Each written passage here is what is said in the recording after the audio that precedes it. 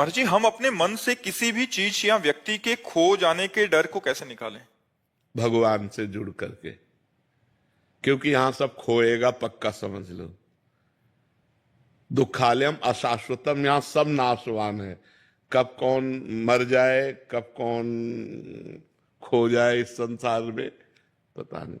और एक बार ही चेहरा एक बनता है, जैसे चेहरे बने ना, मान लो हमारी माँ, हमारे पिता, अब वो गए चेहरे, अब वो दोबारा हमें सृष्टि में नहीं मिल सकते।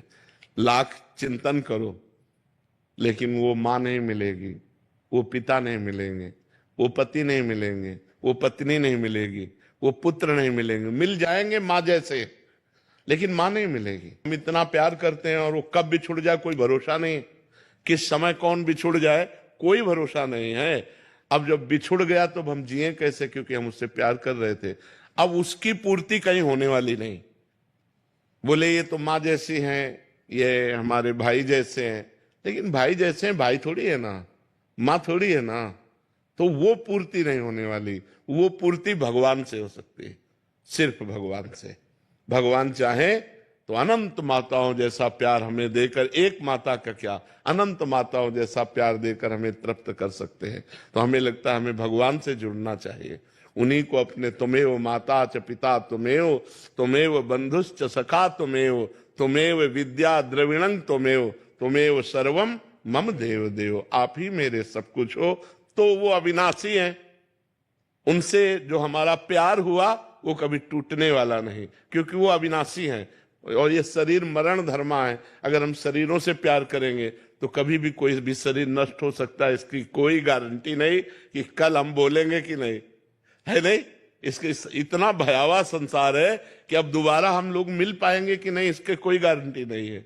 आज हम एक जगह बैठे, दोबारा कभी जिंदगी में मिल पाएंगे कि नहीं, कोई गारंटी नहीं। बड़ा भयावह संसार है। तो महर्षि जी, अगर भगवान से ही प्रीत करें तो मतलब बाकी रिश्तों की क्या अहमियत? उनमें भगवान मान के करें।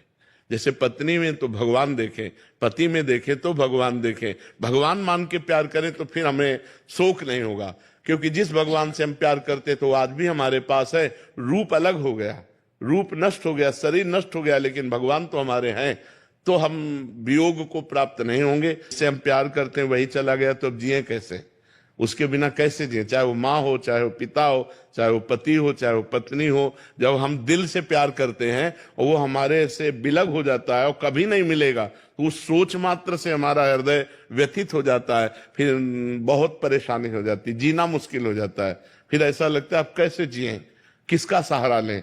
जिसको मान लो पत्नी को प्यार किया वो मर गई, पति को प्यार किया वो मर गया, पुत्र को प्यार किया वो मर गया, अब वो दोबारा हमसे मिल नहीं सकते। अब हम उनके बिना जिए कैसे। और भगवान से संबंध माना नहीं, तो अब जिससे संबंध माना वो चला गया, अब जिए कैसे। बड़ा दुखालय संसार है। इसीलिए अध्यात्म से चलो तो ज्ञान के द्वारा मोह को काट सकते हो, नहीं तो मोह मिटिया मेट कर देता है। मोह जो है वो बहुत दुख पैदा करता है, बहुत अशांति पैदा कर देता है। महर्षि, जब भगवान मान के करेंगे तो क्या हम रिश्तों को अच्छे से निभा पाएंगे? बहुत ज्यादा जोर से निभा पाएंगे।